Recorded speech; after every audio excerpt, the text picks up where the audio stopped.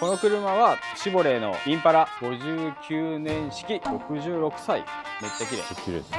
これはどういう修理で？これはオイル漏れと水漏れ。なんといっても後ろの羽が特徴的なすごい迫力。すごいですね。ザ・インパラって感じの。内装もやっぱり綺麗ですね。内装めっちゃ綺麗。手込んでるなーって感じ。インパラなんでエンジンは変わってます。